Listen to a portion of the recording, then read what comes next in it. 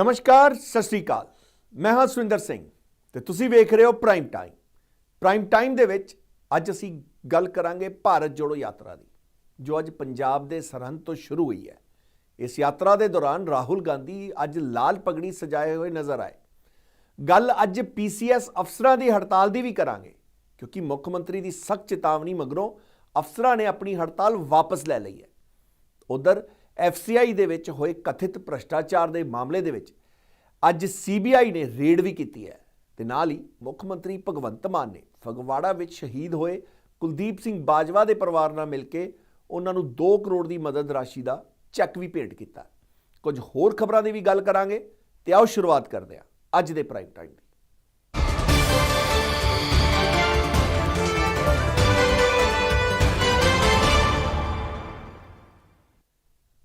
इतिहासिक धरती श्री फतेहगढ़ साहब तो अज राहुल गांधी की भारत जोड़ो यात्रा दे पंजाब पड़ाव का आगाज हो गया। यात्रा शुरू करने तो पहला कांग्रेस नेता राहुल गांधी सब तो पहला गुरुद्वारा श्री फतेहगढ़ साहब पहुंचे, जिथे नतमस्तक होने तो बाद उन्होंने रोज़ा शरीफ जाके मत्था टेकिया। सरहंदी अनाज मंडी तो यात्रा की शुरुआत करने तो करीब 10 किलोमीटर बाद यह यात्रा विश्राम करने लई स्टील सिटी मंडी गोबिंदगढ़ के खालसा स्कूल पुजी, जिथे सब तो पहला पंजाब प्रदेश कांग्रेस के प्रधान अमरिंदर सिंह राजा वड़िंग ने यात्रा बारे विस्तार नाल जानकारी देंदे हुए दस्या कि यात्रा रोजाना 25 किलोमीटर का सफ़र तय करेगी अते इस तो बाद यह यात्रा खन्ना ते उस तो बाद लुधियाना पुजेगी। इस मौके कांग्रेस के सीनियर आगू जयराम रमेश ने भी मीडिया को संबोधन किया। उन्होंने कहा कि इस यात्रा का मकसद सियासी नहीं बल्कि पूरे भारत को एकजुट करना है। यह यात्रा के अंतिम पड़ाव के दौरान इंडियन नैशनल कांग्रेस प्रधान वालों हम ख्याली पार्टियां नूं गलबात करने का सद्दा दिता गया, जिस विच अकाली दल नूं शामिल नहीं किया गया। उन्होंने अगे कहा कि 15 जनवरी नूं जलंधर विखे राहुल गांधी खुद प्रैस कॉन्फ्रेंस कर पत्रकारों के सवालों के जवाब देंगे, जिथे पंजाबी मीडिया नूं पहल दी जाएगी। इस मौके विरोधी धिर के नेता प्रताप सिंह बाजवा ने भी प्रैस नूं संबोधन करते हुए केंद्र और पंजाब सरकार ते निशाने साधे। तो उधर यात्रा की शुरुआत करने के दौरान राहुल गांधी ने भी कांग्रेस वर्करां ते आम लोगों को संबोधन किया। राहुल गांधी ने कहा कि यह यात्रा पूरे देश के अंदर एक बदलाव की यात्रा है अते कांग्रेस पार्टी इस यात्रा के राही नफरत की सियासत को प्यार दे विच बदलने की कोशिश कर रही है। यात्रा के दौरान राहुल गांधी तो लैके सारे सीनियर कांग्रेसी आगुआं ने की कुछ किया, आओ सुन लेने। कुछ महीने पहले हमने ये यात्रा कन्याकुमारी में शुरू की और अब तकरीबन 3000 किलोमीटर ये यात्रा चल ली है। कश्मीर तक जाएगी, श्रीनगर में ये यात्रा खत्म होगी। देश में नफरत, हिंसा का माहौल फैलाया गया है। बीजेपी के लोग, RSS के लोग देश को बांटने में लगे हैं, एक धर्म को दूसरे धर्म से लड़ाने में लगे हैं, एक जात को दूसरी जात से, भाषा को दूसरी भाषा से लड़ाने की कोशिश कर रहे हैं और उन्होंने देश का माहौल बिगाड़ दिया है। तो हमने सोचा था कि देश को एक दूसरा रास्ता भी दिखाना चाहिए, मोहब्बत का, एकता का, भाईचारे का, और इसीलिए हमने ये यात्रा शुरू की। जब यात्रा शुरू की थी केरल में, तमिलनाडु में शुरू की, हमारे जो प्रेस के मित्र हैं, मित्र कह देता हूं मगर हमारी बात तो रखते नहीं है कभी। प्रधानमंत्री का चेहरा दिखाते हैं 24 घंटे, बेरोजगारी की बात नहीं रखते, महंगाई की बात नहीं उठाते। तो इन्होंने कहा कि देखिए ये यात्रा जो है ये तमिलनाडु में, केरला में सफल हो जाएगी, मगर जब ये कर्नाटक पहुंचेगी तो ये फेल होगी। बीजेपी की सरकार है, वहां पर रिस्पॉन्स नहीं मिलेगा। कर्नाटक में गए, केरल से, तमिलनाडु से बेहतर रिस्पांस। फिर उन्होंने कहा, बीजेपी के लोगों ने भी कहा, हाँ ठीक है, कर्नाटक तो साउथ इंडिया है, महाराष्ट्र में रिस्पांस नहीं। महाराष्ट्र में आए और जबरदस्त रिस्पांस। फिर कहा ठीक है, महाराष्ट्र में हो गया, हिंदी बेल्ट में तो नहीं होगा। मध्य प्रदेश में महाराष्ट्र से भी बेहतर रिस्पांस। फिर कहा ठीक है, हिंदी बेल्ट में रिस्पांस हो गया, आगे नहीं होगा, हरियाणा में नहीं होगा, हरियाणा में उससे बेहतर। और अभी हुड्डा जी ने कहा कि पंजाब में हरियाणा से भी बेहतर रिस्पांस होने वाला है। और इसका कारण है कि ये जो बीजेपी के लोग नफरत फैला रहे हैं, डर फैला रहे हैं, हिंसा फैला रहे हैं, ये इस देश का तरीका नहीं है, इस देश का इतिहास नहीं है, इस देश की हिस्ट्री नहीं है। ये देश भाईचारे का देश है, एकता का देश है, इज्जत का देश है, रिस्पेक्ट का देश है। और इसीलिए ये यात्रा सफल हो रही है। लोगों ने कहा कि देखिए, कांग्रेस पार्टी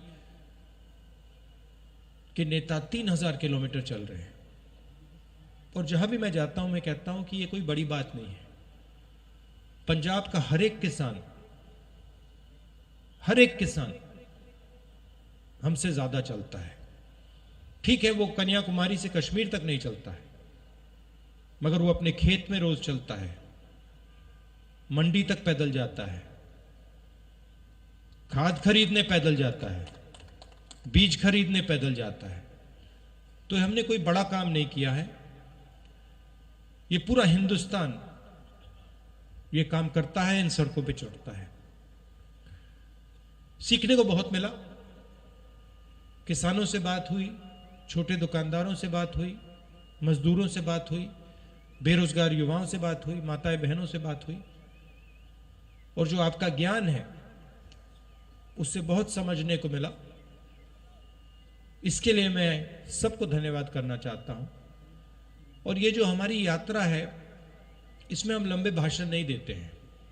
ये बोलने की यात्रा नहीं है, ये सुनने की यात्रा है। सुबह हम 6 बजे उठते हैं, पैदल चलते हैं तकरीबन 25 किलोमीटर।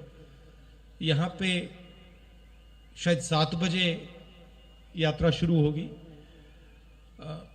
और हम 6-7 घंटे आपकी बात सुनते हैं। और फिर चलने के बाद 10-15 मिनट हम अपनी बात रखते हैं। तो इस यात्रा का स्पिरिट सुनने का है, बोलने का नहीं है। और हमें लगा कि हिंदुस्तान में जो सबसे बड़े मुद्दे हैं, नफरत, हिंसा, बेरोजगारी, महंगाई, इन चीजों को ये यात्रा उठाए और इनके खिलाफ ये यात्रा लड़ाई लड़े। आपने अपनी शक्ति दी।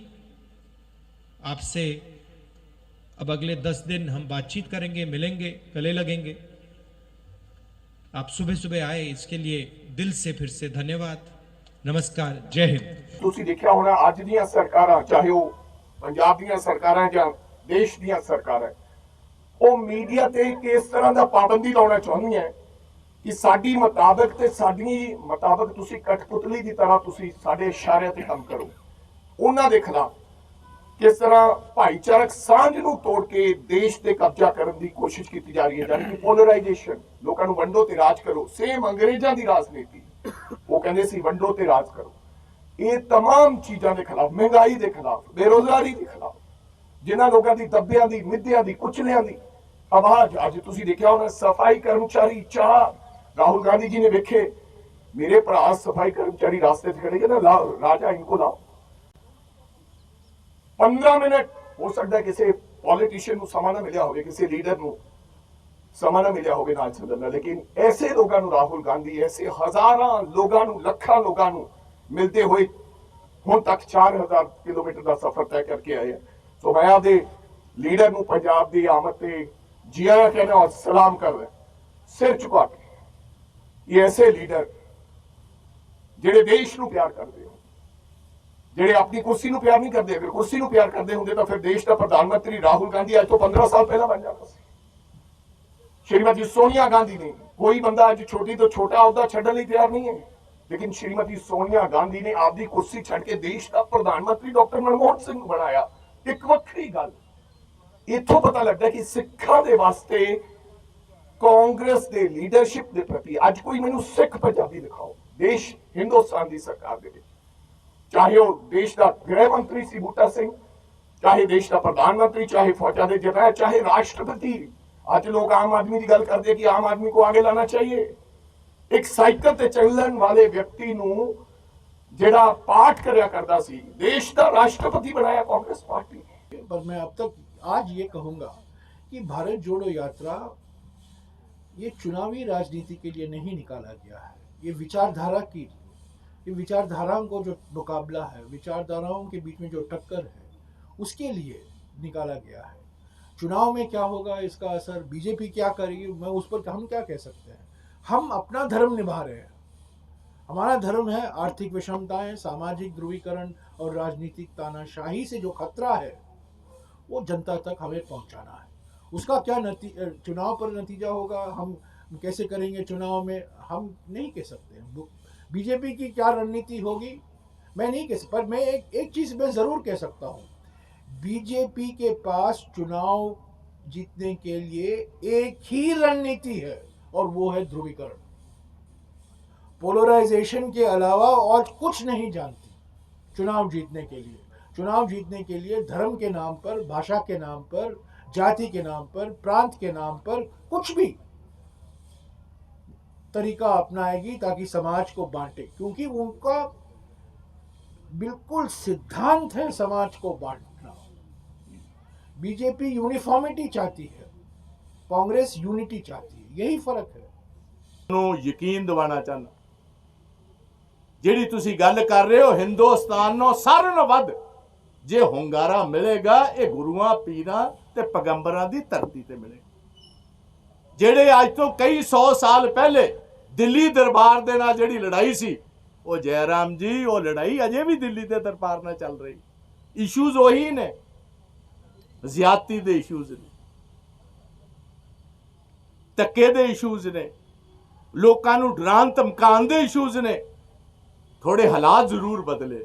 ਸੋ ਇਹ ਮੈਂ ਤੁਹਾਨੂੰ ਯਕੀਨ ਦਿਵਾਉਣਾ ਚਾਹੁੰਦਾ, ਇੱਥੇ ਰਾਹੁਲ ਜੀ ਦਾ ਹਰ ਕਦਮ, ਉਹਨਾਂ ਦੇ ਨਾਲ ਆਏ ਹੋਏ ਯਾਤਰੀਆਂ ਦਾ, ਪੰਜਾਬ ਉਹਨਾਂ ਨੂੰ ਵੈਲਕਮ ਕਰੇਗਾ ਵੱਡੇ ਪੈਮਾਨੇ ਤੇ। ਉਹਨਾਂ ਨੂੰ ਸਾਰੇ ਦੇਸ਼ ਨੂੰ ਵੱਧ ਮੈਨੂੰ ਪੂਰਨ ਫੇਥ ਹੈ। ਇੱਥੇ ਲੋਕ ਜੈਰਾਮ ਜੀ ਕਿਸੇ ਦੇ ਕਹਿਣ ਤੇ ਨਹੀਂ ਜੇ ਨਿਕਲੇ, ਕੋਈ ਗਲਤਫਹਿਮੀ ਨਾ ਕਿਤੇ ਕਿਸੇ ਨੂੰ ਹੋਏ। ਲੋਕ ਆਪ ਜੁੜ ਰਹੇ, ਆਪ ਆਏ ਨੇ। ਬਹੁਤ ਸਾਰੇ ਉਹ ਲੋਕ ਆਏ ਨੇ ਜਿਹੜੇ ਸਾਡੀ ਪਾਰਟੀ ਨਾਲ ਜਿਨ੍ਹਾਂ ਦਾ ਤੁਲਕ ਵੀ ਹੈ ਨਹੀਂ। ਇਹ ਕੋਈ ਗਲਤਫਹਿਮੀ ਨਾ ਰੱਖ ਲਿਓ ਕਿ ਕਿਸੇ ਦੇ ਕਹਿਣ ਤੇ ਕੋਈ ਆਇਆ। ਇੱਥੇ ਲੋਕ ਆਪ ਆ ਰਹੇ ਨੇ, ਆਪ ਜੁੜ ਰਹੇ ਨੇ। ਲੋਕ ਇੱਕ ਸੰਦੇਸ਼ ਦੇਣਾ ਚਾਹੁੰਦੇ ਨੇ, ਅਸੀਂ ਇੱਕ ਵਾਇਬਲ ਇਸ ਕਿਸਮ ਦਾ ਆਦਮੀ ਚਾਹੁੰਦੇ ਜਿਹੜਾ ਗਰੀਬ ਦੀ ਗੱਲ ਕਰ ਸਕੇ। ਤੇ ਉਧਰ ਮੁੱਖ ਮੰਤਰੀ ਭਗਵੰਤ ਮਾਨ ਦੇ ਦਿੱਤੇ ਗਏ ਅਲਟੀਮੇਟਮ ਮਗਰੋਂ ਸੂਬੇ ਦੇ ਵਿੱਚ ਪੀਸੀਐਸ ਅਫਸਰਾਂ ਨੇ ਹੜਤਾਲ ਨੂੰ ਵਾਪਸ ਲੈ ਲਿਆ। ਹੁਣ ਸਾਰੇ ਅਫਸਰ ਕੰਮ ਤੇ ਵਾਪਸ ਪਰਤਣਗੇ। ਸੀਐਮ ਮਾਨ ਨੇ ਸਾਰੇ ਅਫਸਰਾਂ ਨੂੰ ਭਰੋਸਾ ਦਿੱਤਾ ਕਿ ਕਿਸੇ ਵੀ ਤਰ੍ਹਾਂ ਦਾ ਅਨਿਆਂ ਨਹੀਂ ਹੋਣ ਦਿੱਤਾ ਜਾਵੇਗਾ। ਹੜਤਾਲ ਤੇ ਬੈਠੇ ਪੀਸੀਐਸ ਅਧਿਕਾਰੀਆਂ ਨੂੰ ਮੁੱਖ ਮੰਤਰੀ ਭਗਵੰਤ ਮਾਨ ਦੀ ਚੇਤਾਵਨੀ ਤੋਂ ਕੁਝ ਘੰਟਿਆਂ ਬਾਅਦ ਹੀ ਪੀਸੀਐਸ ਅਫਸਰਜ਼ ਐਸੋਸੀਏਸ਼ਨ ਨੇ ਬੁੱਧਵਾਰ ਨੂੰ ਆਪਣਾ ਵਿਰੋਧ ਵਾਪਸ ਲੈ ਲਿਆ ਅਤੇ ਤੁਰੰਤ ਕੰਮ ਤੇ ਮੁੜ ਸ਼ੁਰੂ ਕਰਨ ਦਾ ਫੈਸਲਾ ਕੀਤਾ। ਰੀਜਨਲ ਟਰਾਂਸਪੋਰਟ ਅਥਾਰਟੀ ਮੋਹਾਲੀ ਦਾ ਅਧੂਰਾ ਕੰਮ ਦੁਪਹਿਰ 2 ਵਜੇ ਮੁੜ ਸ਼ੁਰੂ ਹੋ ਗਿਆ। ਆਰਟੀਆਈ ਦੇ ਕੁਝ ਸਟਾਫ ਮੈਂਬਰ ਆਪਣੀ ਡਿਊਟੀ ਦੇ ਵਿੱਚ ਸ਼ਾਮਲ ਹੋਏ। ਇਸ ਤੋਂ ਪਹਿਲਾਂ ਮੁੱਖ ਮੰਤਰੀ ਭਗਵੰਤ ਮਾਨ ਨੇ ਉਹਨਾਂ ਨੂੰ ਬੁੱਧਵਾਰ ਦੁਪਹਿਰ 2 ਵਜੇ ਤੱਕ ਕੰਮ ਮੁੜ ਸ਼ੁਰੂ ਕਰਨ ਦਾ ਜਾਂ ਸਸਪੈਂਡ ਹੋਣ ਦੀ ਚੇਤਾਵਨੀ ਦਿੱਤੀ ਸੀ। ਸਮਾਂ ਨੇੜੇ ਆਉਣ ਤੇ ਪੀਸੀਐਸ ਅਫਸਰ ਐਸੋਸੀਏਸ਼ਨ ਦਾ 6 ਮੈਂਬਰੀ ਵਫਦ ਸੀਐਮ ਮਾਨ ਕੋਲ ਪਹੁੰਚਿਆ। ਓਬਰਾਏ ਨੇ ਕਿਹਾ ਕਿ ਉਹ ਮੁੱਖ ਮੰਤਰੀ ਵੱਲੋਂ ਦਿੱਤੇ ਭਰੋਸੇ ਤੋਂ ਖੁਸ਼ ਹਨ ਕਿ ਕਿਸੇ ਵੀ ਵਿਅਕਤੀ ਨਾਲ ਬੇਇਨਸਾਫੀ ਨਹੀਂ ਕੀਤੀ ਜਾਵੇਗੀ। ਪੀਸੀਐਸ ਅਧਿਕਾਰੀ ਨਰਿੰਦਰ ਧਾਲੀਵਾਲ ਖਿਲਾਫ ਕਾਰਵਾਈ ਪ੍ਰਕਿਰਿਆ ਅਨੁਸਾਰ ਸੀ ਜਾਂ ਨਹੀਂ, ਇਹ ਫੈਸਲਾ ਕਰਨ ਲਈ ਸਰਕਾਰ ਇੱਕ ਐਸਆਈਟੀ ਬਣਾਉਣ ਦੀ ਸਹਿਮਤ ਹੋ ਗਈ ਹੈ। ਤੇ ਉਧਰ ਵੱਖ-ਵੱਖ ਜ਼ਿਲ੍ਹਿਆਂ ਦੇ ਅੰਦਰ ਕੰਮ ਤੇ ਪਰਤੇ ਅਧਿਕਾਰੀਆਂ ਤੇ ਕਰਮਚਾਰੀਆਂ ਨੇ ਕੀ ਕੁਝ ਕਿਹਾ, ਆਓ ਸੁਣ ਲੈਂਦੇ ਹਾਂ। ਦੇਖੋ ਜੀ, ਅੱਜ ਸਰਕਾਰ ਦੀ ਪਲੱਸ ਪੀਸੀਐਸ ਐਸੋਸੀਏਸ਼ਨ ਦੀ ਦੋਨਾਂ ਦੇ ਹੁਕਮਾਂ ਦੀ ਪਾਲਣਾ ਕਰਦੇ ਹੋਏ ਸਾਰੇ ਪੀਸੀਐਸ ਆਫਿਸਰਸ ਨੇ ਜੁਆਇਨ ਕਰ ਲਿਆ ਹੈ, ਤਾਂ ਮੈਂ ਵੀ ਉਹਨਾਂ ਦਾ ਇੱਕ ਹਿੱਸਾ ਹਾਂ। ਮੈਂ ਜੁਆਇਨ ਕਰ ਲਿਆ ਹੈ ਜੀ ਟਾਈਮਲੀ, ਤਾਂ ਆਈ ਹੋਪ ਜਿਹੜਾ ਇਸ਼ੂ ਹੈ it will be resolved soon. Thank you. ਹਾਂਜੀ ਸਰ, ਮੈਂ ਕਚਹਿਰੀ ਆਇਆ ਸੀ, ਥੋੜਾ ਜਿਹਾ ਕੰਮ ਸੀ ਮੇਰਾ ਪ੍ਰੋਪਰਟੀ ਦਾ। ਹਾਂਜੀ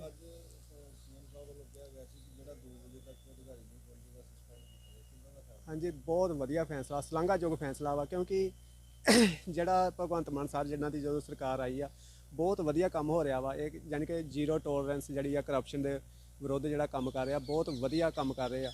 ਤੇ ਇਹਦੇ ਨਾਲ ਕਿਤੇ ਨਾ ਕਿਤੇ ਜਦੋਂ ਆਪਾਂ ਕੋਈ ਚੰਗਾ ਕੰਮ ਕਰਦੇ ਆ ਤੇ ਸਾਡਾ ਵਿਰੋਧ ਵੀ ਹੁੰਦਾ ਵਾ। ਕਹਿਣ ਦਾ ਮਤਲਬ ਆ ਵੀ ਇਹ ਜਿੱਦਾਂ ਪਬਲਿਕ ਜਿਹੜੀ ਆ ਉਹ ਖਰਾਬ ਹੋ ਰਹੀ ਆ, ਤੇ ਇਹ ਜਿਹੜਾ ਸਿਸਟਮ ਆ ਬਹੁਤ ਵਧੀਆ ਜਿਹੜੇ ਭਗਵੰਤ ਮਾਨ ਸਾਹਿਬ ਕਰ ਰਹੇ ਆ।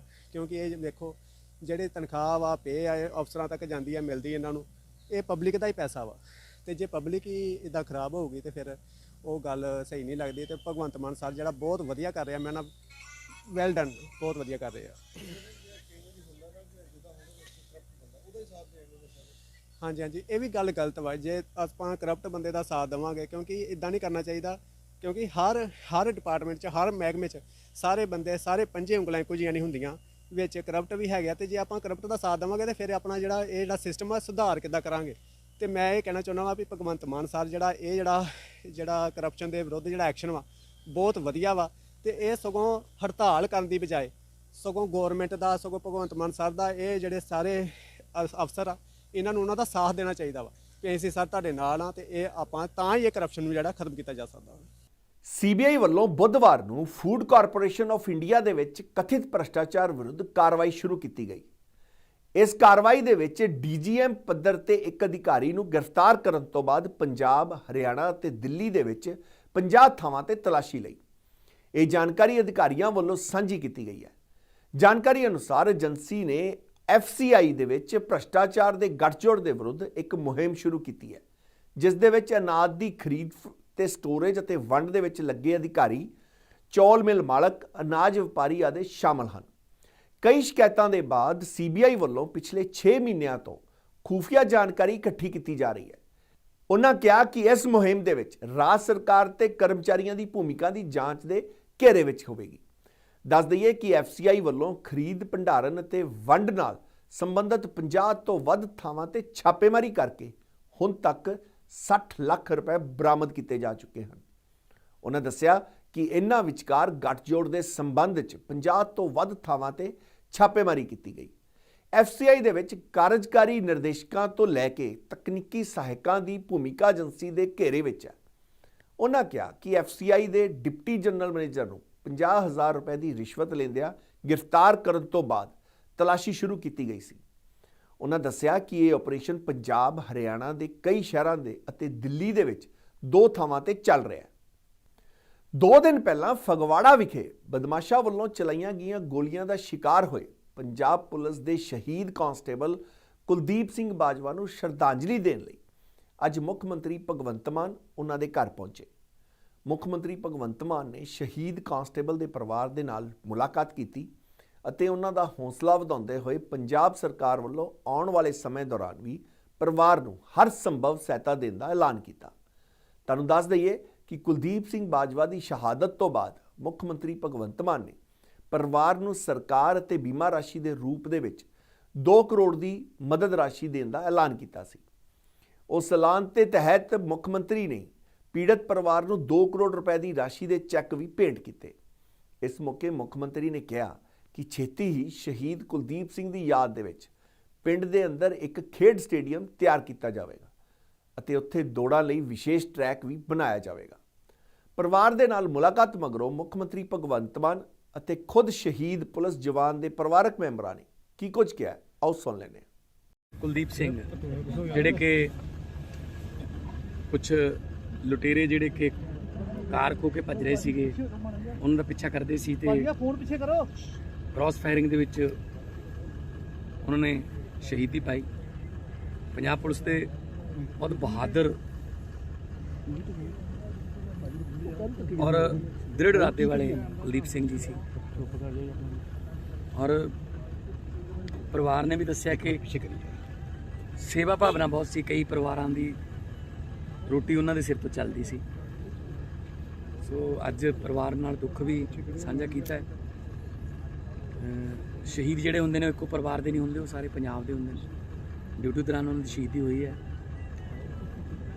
ਸੋ ਪੰਜਾਬ ਸਰਕਾਰ ਵੱਲੋਂ ਜੋ ਅਨਾਉਂਸਮੈਂਟ ਕੀਤੀ ਗਈ ਸੀ, ਦਿੱਲੀ ਸਰਕਾਰ ਦੇ ਵਿੱਚ ਵੀ ਅਸੀਂ ਇੱਦਾਂ ਹੀ ਕਰਦੇ ਹਾਂ, ਪੰਜਾਬ 'ਚ ਵੀ ਕਰਦੇ ਹਾਂ ਕਿ ਡਿਊਟੀ ਦੌਰਾਨ ਕੋਈ ਪੁਲਿਸ ਜਵਾਨ ਜਾਂ ਫਿਰ ਕੋਈ ਫੌਜੀ ਜਵਾਨ ਕਿਤੇ ਵੀ ਦੇਸ਼ ਦੀ ਸਰਹੱਦ 'ਤੇ ਡਿਊਟੀ ਦੌਰਾਨ ਅਗਰ, ਵੈਸੇ ਤਾਂ ਅਸੀਂ ਕੌਣ ਪਰਮਾਤਮਾ ਅੱਗੇ ਅਰਦਾਸ ਕਰਦੇ ਹਾਂ ਕਿ ਇਹੋ ਜਿਹਾ ਵਕਤ ਨਾ ਆਵੇ, ਪਰ ਜੇ ਡਿਊਟੀ ਦੌਰਾਨ ਕੋਈ ਸ਼ਹੀਦੀ ਹੁੰਦੀ ਹੈ ਤਾਂ 1 ਕਰੋੜ ਰੁਪਈਆ ਸਰਕਾਰ ਵੱਲੋਂ, ਅਸੀਂ ਪੰਜਾਬ ਸਰਕਾਰ ਵੱਲੋਂ ਅੱਜ ਮੈਂ 1 ਕਰੋੜ ਰੁਪਏ ਦਾ ਚੈੱਕ ਤੇ ਪੰਜਾਬ ਪੁਲਿਸ ਦੀ ਇੰਸ਼ੋਰੈਂਸ ਪਾਲਿਸੀ ਜਿਹੜੀ HDFC ਬੈਂਕ ਦੇ ਨਾਲ 1 ਕਰੋੜ ਰੁਪਈਆ ਉਸ ਬੈਂਕ ਵੱਲੋਂ, ਸੋ 2 ਕਰੋੜ ਰੁਪਏ ਦੀ ਆਰਥਿਕ ਸਹਾਇਤਾ ਦੇ ਕੇ ਆਏ ਹਾਂ।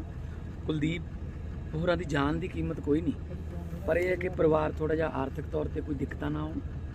ਤੇ ਕੁਲਦੀਪ ਸਿੰਘ, ਸ਼ਹੀਦ ਕੁਲਦੀਪ ਸਿੰਘ ਦੇ ਨਾਂ 'ਤੇ ਬਹੁਤ ਵਧੀਆ ਸਟੇਡੀਅਮ ਇਸ ਪਿੰਡ 'ਚ ਬਣਾਉਣ ਦਾ ਫੈਸਲਾ ਕੀਤਾ ਤੇ ਉਹਦੇ ਵਿੱਚ ਟਰੈਕ ਵੀ ਬਣਾਵਾਂਗੇ ਤਾਂ ਕਿ ਆਲੇ ਦੁਆਲੇ ਦੇ ਪਿੰਡਾਂ ਦੇ ਮੁੰਡੇ ਫੌਜ 'ਚ ਜਾਂ ਪੁਲਿਸ 'ਚ ਭਰਤੀ ਹੋਣ ਵਾਸਤੇ ਉਹਨਾਂ ਨੂੰ ਸੜਕਾਂ 'ਤੇ ਜਾਂ ਕੱਚੇ ਪਹਿਆਂ 'ਤੇ ਨਾ ਭੱਜਣਾ ਪਵੇ, ਉਹ ਇੱਥੇ ਪ੍ਰੈਕਟਿਸ ਕਰ ਸਕਣ।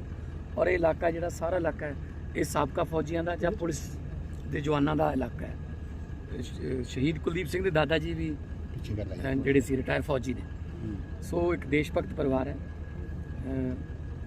ਅਸੀਂ ਵਾਪਸ ਤਾਂ ਨਹੀਂ ਲਿਆ ਸਕਦੇ, ਨਾ ਹੀ ਘਾਟ ਪੂਰੀ ਕਰ ਸਕਦੇ ਹਾਂ, ਪਰ ਇੰਨਾ ਕੁ ਹੈ ਸਰਕਾਰ ਉਹਨਾਂ ਦੇ ਹਰ ਮੁਸ਼ਕਿਲ ਮੌਕੇ 'ਚ ਨਾਲ ਖੜੂਗੀ।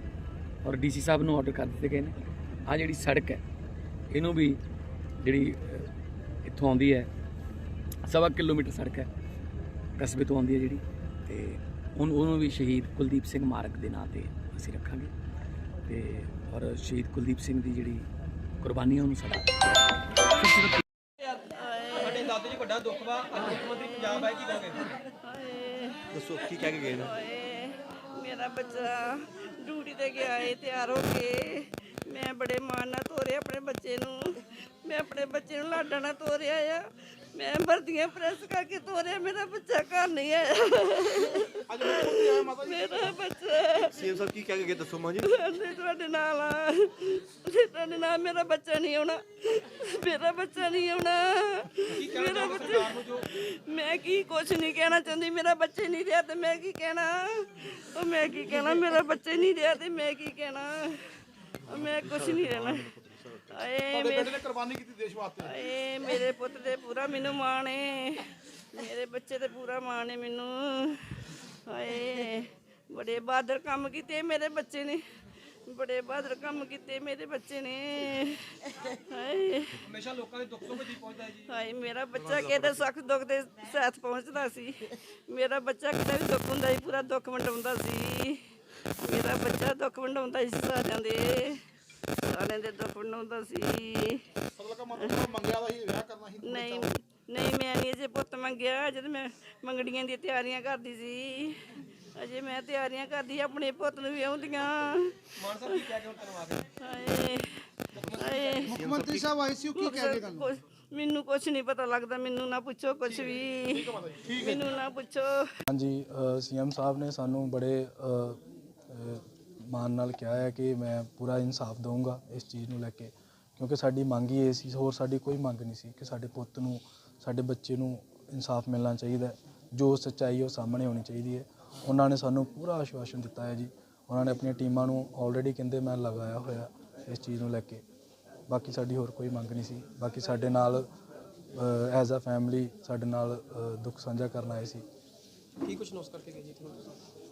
ਉਹ ਸਾਡੇ ਪੁੱਤ ਲਈ ਇੱਕ ਸਟੇਡੀਅਮ ਅਨਾਉਂਸ ਕਰਕੇ ਗਏ ਨੇ ਜੀ, ਇੱਕ ਉਹਨਾਂ ਦਾ ਸਟੈਚੂ ਕਰਕੇ ਗਏ ਨੇ ਉਹਨਾਂ ਦੇ ਨਾਮ 'ਤੇ, ਔਰ ਇੱਕ ਸੜਕ ਜਿਹੜਾ ਇਹਨਾਂ ਦੇ ਵਡਾਲਾ ਬਾਂਗਰ ਤੋਂ ਪਿੰਡ ਤੱਕ ਸੜਕ ਹੁੰਦੀ ਹੈ ਜੀ 18 ਫੁੱਟ, ਉਹਨੂੰ 33 ਫੁੱਟ ਕਰਕੇ ਗਏ ਨੇ, ਉਹ ਵੀ ਉਸ ਦੇ ਨਾਮ 'ਤੇ ਆ। ਔਰ 2 ਕਰੋੜ ਰੁਪਈਆ ਸਾਨੂੰ ਮਾਲੀ ਸਹਾਇਤਾ ਦਿੱਤੀ ਹੈ ਜੀ ਸਰਕਾਰ ਵੱਲੋਂ। ਘਾਟਾ ਤੇ ਨਹੀਂ ਪੂਰਾ ਹੋ ਸਕਦਾ। ਪਰਮਿੰਦਰ, ਜੇ ਆਪਾਂ ਗੱਲ ਕਰੀਏ ਤੇ ਇੰਸਟਾ ਸਟਾਰ ਪਰਿਵਾਰ ਦਾ ਪੁੱਤ, ਇਕੱਲਾ ਇਕਲੌਤਾ ਪੁੱਤ, ਸ਼ਾਇਦ ਕਈ ਪਰਿਵਾਰਾਂ ਦਾ ਆਸਰਾ ਹੀ ਸੀ ਉਹ। ਬਿਲਕੁਲ ਜੀ, ਘਾਟਾ ਤਾਂ ਕਦੀ ਨਹੀਂ ਹੋ ਸਕਦਾ। ਪੈਸੇ ਜਾਂ ਨੌਕਰੀਆਂ ਜਾਂ ਕੁਛ ਇੱਦਾਂ ਦੀਆਂ ਇਹਨਾਂ ਕੰਧਾਂ ਨੇ ਤਾਂ ਨਹੀਂ ਕੀ ਕਰਨਾ ਸੀ ਇਹਨਾਂ ਚੀਜ਼ਾਂ ਨੂੰ। ਅਸੀਂ ਆਪਣਾ ਪੁੱਤ, ਸਾਡਾ ਘਰ, ਸਾਡਾ ਸਾਰਾ ਪਰਿਵਾਰ ਉੱਜੜ ਗਿਆ ਜੀ। ਔਰ ਉਹ ਬਹੁਤ ਜ਼ਿਆਦਾ ਖੁਦ ਹੀ ਆਪਣੇ ਆਪ 'ਚ ਇੱਕ ਸੁਪਰਸਟਾਰ ਸੀ ਜੀ। ਉਹਨੂੰ ਕਿਸੇ ਚੀਜ਼ ਦੀ ਕੋਈ ਕਮੀ ਨਹੀਂ ਸੀ। ਉਹ ਖੁਦ ਗਰੀਬਾਂ ਦਾ ਮਸੀਹਾ ਸੀ। ਉਹਦੇ ਨਾਲ ਉਹਦੇ ਇੱਥੇ ਫਰੈਂਡਸ ਨੇ ਜਿਹੜੇ ਉਹਦੇ ਨਾਲ ਚੱਲਦੇ ਸੀ, ਔਰ ਉਹਦੇ ਮਤਲਬ ਕਹਿੰਦਾ ਰੋਟੀ ਉਹਨਾਂ ਦੇ ਨਾਲ ਚੱਲਦੀ ਸੀ।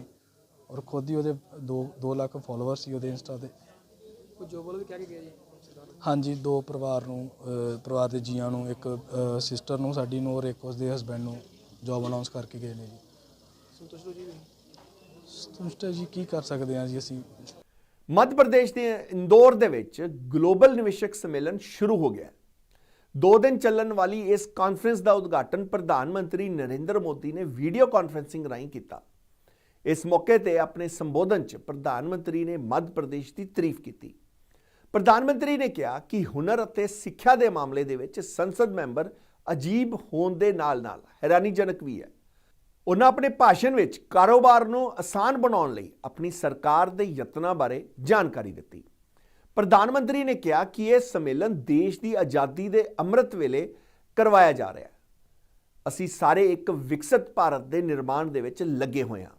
ਵਿਕਸਿਤ ਭਾਰਤ ਨਾ ਸਿਰਫ ਸਾਡਾ ਟੀਚਾ ਹੈ, ਸਗੋਂ ਸਾਡਾ ਸੰਕਲਪ ਵੀ ਹੈ। ਦੁਨੀਆ ਦੇ ਕਈ ਹੋਰ ਦੇਸ਼ਾਂ ਦੇ ਮੁਕਾਬਲੇ ਭਾਰਤ ਬਹੁਤ ਚੰਗੀ ਸਥਿਤੀ ਦੇ ਵਿੱਚ ਹੈ। ਅਸੀਂ ਜੀਵਨ ਦੀ ਸੌਖ ਅਤੇ ਕਾਰੋਬਾਰ ਦੀ ਸੌਖ ਤੇ ਲਗਾਤਾਰ ਕੰਮ ਕਰ ਰਹੇ ਹਾਂ। ਹਾਲ ਹੀ ਦੇ ਇੱਕ ਸਰਵੇਖਣ ਅਨੁਸਾਰ ਭਾਰਤ ਦੁਨੀਆ ਦੇ ਜ਼ਿਆਦਾਤਰ ਨਿਵੇਸ਼ਕਾਂ ਦੀ ਪਹਿਲੀ ਪਸੰਦ ਹੈ। ਕੀ ਕੁਝ ਬੋਲੇ ਪ੍ਰਧਾਨ ਮੰਤਰੀ नरेंद्र मोदी, आओ सुन लेने हैं। विकसित भारत के निर्माण में मध्य प्रदेश की भूमिका बहुत महत्वपूर्ण है। आस्था, आध्यात्म से लेकर पर्यटन तक,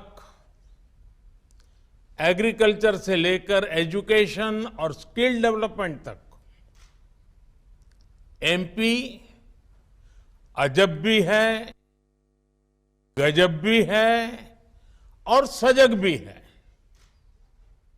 साथियों, मध्य प्रदेश में ये समिट ऐसे समय में हो रही है जब भारत की आजादी का अमृत काल शुरू हो चुका है।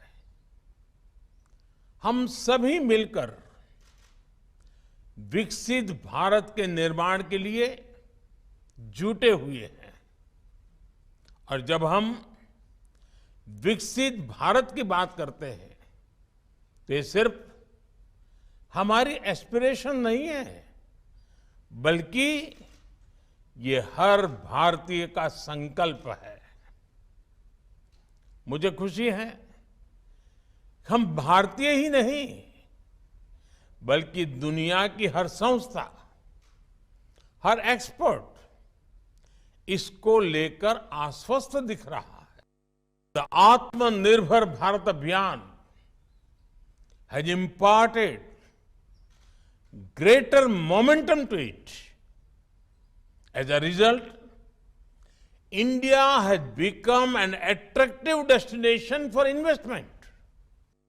साथियों, एक स्थिर सरकार, एक निर्णायक सरकार, सही नियत से चलने वाली सरकार विकास को अभूतपूर्व गति देकर दिखाती है। देश के लिए हर जरूरी फैसले उतनी ही तेजी से लिए जाते हैं। आपने भी देखा है कि कैसे बीते 8 वर्षों में हमने रिफॉर्म की स्पीड और स्केल को लगातार बढ़ाया है। बैंकिंग सेक्टर में रिकैपिटलाइजेशन और गवर्नेंस से जुड़े रिफॉर्म्स हो, आईबीसी जैसा मॉडर्न रिजोल्यूशन फ्रेमवर्क बनाना हो, जीएसटी के रूप में वन नेशन वन टैक्स जैसा सिस्टम बनाना हो, कॉरपोरेट टैक्स को ग्लोबली कॉम्पिटिटिव बनाना हो, सोवरिन वेल्थ फंड्स और पेंशन फंड्स को टैक्स में छूट हो, अनेक सेक्टर्स में ऑटोमेटिक रूट से 100% एफडीआई की परमिशन देना हो, छोटी छोटी आर्थिक गलतियों को डीक्रिमिनलाइज करना हो, ऐसे अनेक रिफॉर्म्स के माध्यम से हमने इन्वेस्टमेंट के रास्ते से कई रोड़े हटाए हैं। ਕੈਨੇਡਾ ਦੀ ਧਰਤੀ ਤੇ ਬੀਤੀ ਦਿਨੀ ਹਾਰਟ ਅਟੈਕ ਨਾਲ ਜਹਾਨੋਂ ਰੁਖਸਤ ਹੋਏ ਹਰੀਸ਼ ਸਿੰਘ ਬਿੰਦਰਾ ਦਾ ਅੱਜ ਪਟਿਆਲਾ ਵਿਖੇ ਅੰਤਿਮ ਸੰਸਕਾਰ ਕਰ ਦਿੱਤਾ ਗਿਆ। ਇਸ ਤੋਂ ਪਹਿਲਾਂ ਮ੍ਰਿਤਕ ਦੇਹ ਨੂੰ ਪਟਿਆਲਾ ਵਿਖੇ ਲਿਆਂਦਾ ਗਿਆ, ਜਿੱਥੇ ਵੱਡੀ ਗਿਣਤੀ 'ਚ ਲੋਕਾਂ ਦੀ ਹਾਜ਼ਰੀ ਦੇ ਵਿੱਚ ਅੰਤਿਮ ਵਿਦਾਇਗੀ ਦਿੱਤੀ ਗਈ। ਅੰਤਮ ਸੰਸਕਾਰ ਦੀਆਂ ਰਸਮਾਂ ਵਿੱਚ ਸ਼ਾਮਲ ਹੋਣ ਪਹੁੰਚੇ ਸਿਹਤ ਮੰਤਰੀ ਡਾਕਟਰ ਬਲਬੀਰ ਸਿੰਘ ਨੇ ਕਿਹਾ ਕਿ ਮੁੱਖ ਮੰਤਰੀ ਭਗਵੰਤ ਮਾਨ ਨੇ ਮ੍ਰਿਤਕ ਦੇਹ ਨੂੰ ਵਾਪਸ ਲਿਆਉਣ ਦੀਆਂ ਹਦਾਇਤਾਂ ਦਿੱਤੀਆਂ ਸਨ। ਉਹਨਾਂ ਕਿਹਾ ਕਿ ਮੁੱਖ ਮੰਤਰੀ ਨੇ ਪਰਿਵਾਰ ਨੂੰ ਦਿਲਾਸਾ ਦੇਣ ਦੀ ਡਿਊਟੀ ਲਾਈ ਗਈ ਸੀ ਅਤੇ ਪਰਿਵਾਰ ਨੂੰ ਹਰ ਸੰਭਵ ਸਹਾਇਤਾ ਦੇਣ ਲਈ ਉਪਰਾਲੇ ਕੀਤੇ ਜਾਣਗੇ। ਦੱਸਣਯੋਗ ਹੈ ਕਿ ਪਟਿਆਲਾ ਦੇ ਨਾਲ ਸੰਬੰਧਿਤ 25 ਸਾਲਾ ਨੌਜਵਾਨ ਹਰੀਸ਼ ਕੁਝ ਦਿਨ ਪਹਿਲਾਂ ਹੀ ਸਟੱਡੀ ਵੀਜ਼ੇ ਤੇ ਕੈਨੇਡਾ ਗਿਆ ਸੀ, ਪਰ ਉੱਥੇ ਜਾ ਕੇ ਉਸ ਦੀ ਦਿਲ ਦਾ ਦੌਰਾ ਪੈਣ ਕਾਰਨ ਮੌਤ ਹੋ ਗਈ ਸੀ। ਮ੍ਰਿਤਕ ਦੇ ਪਿਤਾ ਦੀ ਪਹਿਲਾਂ ਹੀ ਮੌਤ ਹੋ ਚੁੱਕੀ ਸੀ ਅਤੇ ਮਾਂ ਨੇ ਕਰਜ਼ਾ ਚੁੱਕ ਕੇ ਪੁੱਤਰ ਨੂੰ ਵਿਦੇਸ਼ ਪੜ੍ਹਨ ਲਈ ਭੇਜਿਆ ਸੀ। ਇਸ ਮੌਕੇ ਪੰਜਾਬ ਦੇ ਸਿਹਤ ਮੰਤਰੀ ਡਾਕਟਰ ਬਲਬੀਰ ਸਿੰਘ ਨੇ ਕੀ ਕੁਝ ਕਿਹਾ, ਆਓ ਸੁਣ ਲੈਂਦੇ ਹਾਂ। ਬਿਲਕੁਲ ਸਾਰਾ ਕੁਝ ਕੀਤਾ ਜਾਊਗਾ ਜੀ, ਹਰ ਸੰਭਵ ਕੋਸ਼ਿਸ਼ ਕੀਤੀ ਜਾਏਗੀ। ਜਿਸ ਤਰ੍ਹਾਂ ਉਹਨਾਂ ਦੇ ਜਿਹੜਾ ਪਾਰਥਿਵ ਸਰੀਰ ਨੂੰ ਵਾਪਸ ਲੈ ਕੇ ਆਉਣਾ ਸੀ, ਉਹਦੇ ਵਿੱਚ ਮਾਨ ਸਾਹਿਬ ਨੇ ਪੂਰਾ ਸਾਨੂੰ ਕਿਹਾ ਹੋਇਆ ਸੀਗਾ, ਉਹਨਾਂ ਨੇ ਆਪ ਸਾਰਾ ਕਰਵਾ ਕੇ, ਔਰ ਮੈਂ ਇਹ ਚੀਜ਼ਾਂ ਅਨਾਉਂਸ ਕਰਨਾ ਚਾਹੁੰਦਾ, ਹਰ ਸੰਭਵ ਕੋਸ਼ਿਸ਼ ਕੀਤੀ ਜਾਏਗੀ। ਮੁੱਖ ਮੰਤਰੀ ਸਾਹਿਬ ਨੇ ਕਿਹਾ ਕਿ ਪਰਿਵਾਰ ਨੂੰ ਦਿਲਾਸਾ ਦੇਣਾ ਕਿ ਹਰ ਸੰਭਵ ਕੋਸ਼ਿਸ਼ ਕੀਤੀ ਜਾਏਗੀ। ਜੋ ਅਸੀਂ ਨਹੀਂ ਕਰ ਸਕਦੇ, ਬੱਚੇ ਨੂੰ ਵਾਪਸ ਨਹੀਂ ਲੈ ਸਕਦੇ, ਔਰ ਕਿਸੇ ਕਿਸਮ ਦੀ ਕੋਈ ਦਿੱਕਤ ਨਹੀਂ ਆਉਣੀ। ਤੇ ਉਧਰ ਜੀਰਾ ਸ਼ਰਾਬ ਫੈਕਟਰੀ ਅੱਗੇ ਲੱਗੇ ਮੋਰਚੇ ਨੂੰ ਲੈ ਕੇ ਕਿਸਾਨ ਆਗੂ ਜਗਜੀਤ ਸਿੰਘ ਡੱਲੇਵਾਲ ਨੇ ਵੱਡਾ ਬਿਆਨ ਦਿੱਤਾ। ਇੱਥੇ ਮੋਰਚੇ ਨੂੰ ਸਮਰਥਨ ਦੇਣ ਪਹੁੰਚੇ ਕਿਸਾਨ ਆਗੂ ਜਗਜੀਤ ਸਿੰਘ ਡੱਲੇਵਾਲ ਨੇ ਕਿਹਾ ਕਿ ਇਹ ਮੋਰਚਾ ਹੁਣ ਕੇਵਲ ਇੱਕ ਫੈਕਟਰੀ ਨੂੰ ਬੰਦ ਕਰਵਾਉਣ ਦਾ ਨਹੀਂ ਰਿਹਾ, ਬਲਕਿ ਇਹ ਪੰਜਾਬ ਦੀ ਆਬੋ ਹਵਾ ਅਤੇ ਵਾਤਾਵਰਣ ਨੂੰ ਬਚਾਉਣ ਦੇ ਮੋਰਚੇ ਵਿੱਚ ਤਬਦੀਲ ਹੋ ਚੁੱਕਾ ਹੈ। ਉਹਨਾਂ ਕਿਹਾ ਕਿ ਪੰਜਾਬ ਦਾ ਮਾਣ ਸਰਕਾਰ ਸ਼ਰੇਆਮ ਕਾਰਪੋਰੇਟਾਂ ਦੇ ਹੱਕ ਦੇ ਵਿੱਚ ਭੁਗਤ ਰਹੀ ਹੈ। ਉਹਨਾਂ ਕਿਹਾ ਕਿ ਸਰਕਾਰ ਫੈਕਟਰੀ ਖਿਲਾਫ ਕੇਸ ਲੜਨ ਦੀ ਜੁਰਮਾਨਾ ਭਰਨ ਨੂੰ ਪਹਿਲ ਦੇ ਰਹੀ ਹੈ, ਜੋ ਕਿ ਲੋਕਾਂ ਦੇ ਪੈਸੇ ਦੀ ਸ਼ਰੇਆਮ ਬਰਬਾਦੀ ਹੈ। ਉਹਨਾਂ ਕਿਹਾ ਕਿ ਜਿੰਨੀ ਦੇਰ ਸਰਕਾਰ ਵੱਲੋਂ ਫੈਕਟਰੀ ਮਾਲਕਾਂ ਦਿੱਤੇ ਪੈਸੇ ਵਾਪਸ ਨਹੀਂ ਲੈ ਲਏ ਜਾਂਦੇ ਅਤੇ ਫੈਕਟਰੀ ਖਿਲਾਫ ਬੰਦੀ ਕਾਰਵਾਈ ਨਹੀਂ ਹੋ ਜਾਂਦੀ, ਕਿਸਾਨ ਜਥੇਬੰਦੀਆਂ ਹਰ ਤਰ੍ਹਾਂ ਦੀ ਲੜਾਈ ਲੜਨ ਲਈ ਤਿਆਰ ਹਨ। ਇਸ ਮੌਕੇ ਕਿਸਾਨ ਨੇਤਾ ਜਗਜੀਤ ਸਿੰਘ ਡੱਲੇਵਾਲ ਨੇ ਕੀ ਕੁਝ ਕਿਹਾ, ਆਓ ਸੁਣ ਲੈਂਦੇ ਹਾਂ। ਇੱਥੇ ਜੀਰਾ ਫੈਕਟਰੀ ਦੇ ਵਿੱਚ ਹਾਜ਼ਰੀ ਭਰਨ ਵਾਸਤੇ ਆਏ ਹਾਂ, ਔਰ ਇੱਥੇ ਮੈਂ ਇਹ ਗੱਲ ਕਹਿਣੀ ਜ਼ਰੂਰ ਲਾਜ਼ਮੀ ਸਮਝੂੰਗਾ ਕਿ ਦੋਸਤੋ, ਇਹ ਫੈਕਟਰੀ ਦੀ ਜਿਹੜੀ ਲੜਾਈ ਹੈ, ਇਹ 40 ਪਿੰਡਾਂ ਦੀ ਲੜਾਈ ਨਹੀਂ ਹੈ, ਇਹ ਵਾਤਾਵਰਣ ਦੀ ਲੜਾਈ ਹੈ, ਧਰਤੀ ਹੇਠਲੇ ਪਾਣੀ ਨੂੰ ਬਚਾਉਣ ਦੀ ਲੜਾਈ ਹੈ, ਪੰਜਾਬ ਨੂੰ ਬਿਮਾਰੀਆਂ ਤੋਂ ਮੁਕਤ ਕਰਵਾਉਣ ਦੀ ਤੇ ਮੁਕਤ ਰੱਖਣ ਦੀ ਲੜਾਈ ਹੈ। ਇਸ ਲੜਾਈ ਦੇ ਵਿੱਚ ਇਹ ਕਤਈ ਨਹੀਂ ਸੋਚਣਾ ਚਾਹੀਦਾ ਕਿ ਕੁਝ ਲੋਕਾਂ ਦੀ ਲੜਾਈ ਹੈ। ਇਸ ਕਰਕੇ ਸਾਰੀਆਂ ਇਨਸਾਫ ਪਸੰਦ ਜਥੇਬੰਦੀਆਂ ਤੇ ਲੋਕਾਂ ਨੂੰ ਇਸ ਮੋਰਚੇ ਦੇ ਵਿੱਚ ਆਉਣ ਦੀ ਜ਼ਰੂਰਤ ਹੈ। ਇਸੇ ਜ਼ਰੂਰਤ ਨੂੰ ਮਹਿਸੂਸ ਕਰਕੇ ਅਸੀਂ ਇੱਥੇ ਵੱਡੀ ਗਿਣਤੀ ਅੱਜ ਇੱਥੇ ਕਾਫਲਾ ਲੈ ਕੇ ਹਜ਼ਾਰਾਂ ਦੀ ਗਿਣਤੀ ਦੇ ਵਿੱਚ ਐਸਕੇਐਮ ਗੈਰ ਰਾਜਨੀਤਿਕ ਵੱਲੋਂ ਹਾਜ਼ਰੀ ਭਰੀ ਹੈ। ਦੋਸਤੋ, ਇਹ ਗੱਲ ਕਹਿਣੀ ਜ਼ਰੂਰ ਸਮਝਾਂਗਾ ਲਾਜ਼ਮੀ ਕਿ ਸਰਕਾਰ ਧੱਕੇਸ਼ਾਹੀ ਕਰ ਰਹੀ ਹੈ। ਪਿਛਲੇ ਦਿਨਾਂ ਦੇ ਵਿੱਚ ਇਨਸਾਫ ਦੇਣ ਦੀਆਂ ਗੱਲਾਂ ਕਰਨ ਵਾਲੀ ਭਗਵੰਤ ਮਾਨ ਦੀ ਸਰਕਾਰ, ਜਿਹੜੇ ਲਗਾਤਾਰ ਚੋਣਾਂ ਤੋਂ ਪਹਿਲਾਂ ਅਜਿਹੀਆਂ ਫੈਕਟਰੀਆਂ ਦੇ ਖਿਲਾਫ ਆਪ ਬੋਲਦੇ ਨੇ, ਉਹਨਾਂ ਦੀਆਂ ਵੀਡੀਓਜ਼ ਲੋਕਾਂ ਦੇ ਸਾਹਮਣੇ ਪਈਆਂ ਨੇ, ਲੇਕਿਨ ਅੱਜ ਜਦੋਂ ਆਪਦੀ ਵਾਰੀ ਆਈ ਹੈ, ਅੱਜ ਮੂੰਹ ਛੁਪਾ ਕੇ ਬਹਿ ਗਏ ਨੇ। ਅੱਜ ਮੂੰਹ ਛੁਪਾ ਕੇ ਹੀ ਨਹੀਂ ਬਹਿ ਗਏ, ਸਗੋਂ ਉਲਟ ਦਿਸ਼ਾ ਵੱਲ ਚੱਲ ਕੇ ਲੋਕਾਂ ਦੇ ਡਾਂਗਾਂ ਬਰਸਾਉਣੀਆਂ, ਲੋਕਾਂ ਦੇ ਉੱਤੇ ਮੁਕੱਦਮੇ ਦਰਜ ਕਰਨੇ, ਲੋਕਾਂ ਦਾ ਪੈਸਾ ਉਹ ਕਾਰਪੋਰੇਟ ਲੋਕਾਂ ਨੂੰ ਦੇ ਦੇਣਾ। ਔਰ ਜਦੋਂ ਕਿ ਅਗਰ ਹਾਈ ਕੋਰਟ ਨੇ ਫੈਸਲਾ ਲੈ ਲਿਆ ਸੀ ਤਾਂ ਡਬਲ ਬੈਂਚ ਦੇ ਜਾਣਾ ਮਤਲਬ ਸਰਕਾਰ ਦੀ ਰਿਸਪੌਂਸਿਬਿਲਟੀ ਬਣਦੀ ਸੀ। ਅਗਰ ਸਰਕਾਰ ਉੱਥੇ ਨਹੀਂ ਗਈ ਤਾਂ ਸਿੱਧ ਹੁੰਦਾ ਕਿ ਸਰਕਾਰ ਦੀ ਮਿਲੀ ਭੁਗਤ ਸੀ। ਸਰਕਾਰ ਨੇ ਠੀਕ ਪੱਖ ਨਹੀਂ ਰੱਖਿਆ, ਕਿਉਂਕਿ ਲੋਕ ਪਿੱਟਦੇ ਰਹੇ ਨੇ ਕਿ ਇਹ ਜਿਹੜੀ ਫੈਕਟਰੀ ਲੱਗੀ ਆ, ਫੈਕਟਰੀ ਦੀ ਜਿਹੜੀ ਹੀਰਿੰਗ ਹੋਈ ਆ ਉਸ ਟਾਈਮ ਤੇ ਲੱਗਣ ਦੇ ਸਮੇਂ ਤੇ, ਉਹ ਬਿਲਕੁਲ ਧੋਖੇ ਨਾਲ ਕੀਤੀ ਗਈ ਔਰ ਗਲਤ ਕੀਤੀ ਗਈ ਹੈ। ਫਰੀਦਕੋਟ ਦੇ ਲੋਕ ਉਸ ਹੀਰਿੰਗ ਦੇ ਵਿੱਚ ਦਰਜ ਕੀਤੇ ਗਏ ਨੇ, ਵੱਡੀ ਪੱਧਰ ਤੇ 70% ਲੋਕ। ਗੱਲ ਇੱਥੇ ਨਹੀਂ ਮੁੱਕਦੀ। ਪਿਛਲੇ ਦਿਨਾਂ ਦੇ ਵਿੱਚ ਬਹੁਤ ਵੱਡੀ ਪੱਧਰ ਤੇ ਉਹ ਖਬਰ ਵਾਇਰਲ ਹੋ ਰਹੀ ਹੈ ਕਿ 2010 ਦੇ ਵਿੱਚ ਇਸ ਫੈਕਟਰੀ ਨੂੰ ਵੀ ਉਹਦੇ ਕਲਾਵੇ ਚ ਲਿਆ ਗਿਆ। ਉਸ ਰਿਪੋਰਟ ਦੇ ਕਲਾਵੇ ਚ ਜੋ ਪ੍ਰਦੂਸ਼ਣ ਦੇ ਸੰਬੰਧ ਦੇ ਵਿੱਚ ਇੱਕ ਕਮੇਟੀ ਬਣਾਈ ਗਈ ਵਿਧਾਨ ਸਭਾ ਵੱਲੋਂ, ਸਾਡੀ ਅਸੈਂਬਲੀ ਵੱਲੋਂ, ਸਾਡੀ ਸਰਕਾਰ ਵੱਲੋਂ ਬਣੀ ਹੋਈ ਉਹ 11 ਮੈਂਬਰੀ ਕਮੇਟੀ ਨੇ ਇਸ ਫੈਕਟਰੀ ਦੇ ਵੇਰਵੇ ਦਿੱਤੇ ਨੇ ਔਰ ਉਹਦੇ ਵਿੱਚ ਕਿਹਾ, ਸਪਸ਼ਟ ਕਿਹਾ ਕਿ ਇਹ ਫੈਕਟਰੀ ਨਿਯਮਾਂ ਦੀ ਪਾਲਣਾ ਨਹੀਂ ਕਰ ਰਹੀ। ਇਹ ਫੈਕਟਰੀ ਸ਼ਰੇਆਮ ਸਿੱਧਾ ਪਾਣੀ ਧਰਤੀ ਦੇ ਵਿੱਚ ਸਿੱਟ ਰਹੀ ਹੈ, ਕਿਹਾ ਉਹਦੇ 'ਚ। ਤੇ ਫਿਰ ਵੀ ਸਰਕਾਰ ਨੇ ਇਹ ਇੰਨੇ ਸਾਰੇ ਪੱਖ ਜਦੋਂ ਸਰਕਾਰ ਦੇ ਕੋਲ ਪਏ ਹੋਣ ਤੇ ਹਾਈ ਕੋਰਟ ਦੇ ਵਿੱਚ ਉਹ ਪੱਖ ਨਾ ਲੈ ਕੇ ਜਾਣੇ ਔਰ ਅੱਗੇ ਜਾ ਕੇ ਡਬਲ ਬੈਂਚ ਤੱਕ ਵੀ ਨਾ ਪਹੁੰਚਣਾ ਤੇ ਚੁੱਪ ਕਰਕੇ ਪੈਸੇ ਭਰ ਦੇਣੇ, ਇਹ ਆਪਣੇ ਆਪ ਦੇ ਵਿੱਚ ਸਵਾਲ ਖੜੇ ਕਰਦੇ ਤੇ ਸਪਸ਼ਟ ਕਰਦੇ ਆ ਕਿ ਸਰਕਾਰ ਕਿਸ ਤਰੀਕੇ ਦੇ ਨਾਲ ਉਹ ਕਾਰਪੋਰੇਟ ਲੋਕਾਂ ਨਾਲ ਜੋਟੀ ਪਾਈ ਬੈਠੀ ਹੈ। ਤੇ ਇਹ ਸੀ ਅੱਜ ਦਾ ਪ੍ਰਾਈਮ ਟਾਈਮ। ਕੱਲ ਫਿਰ ਮਿਲਾਂਗੇ ਇਸੇ ਟਾਈਮ। ਤਦ ਤੱਕ ਦੋ ਮੈਨੂੰ ਇਜਾਜ਼ਤ। ਸਤਿ ਸ਼੍ਰੀ ਅਕਾਲ।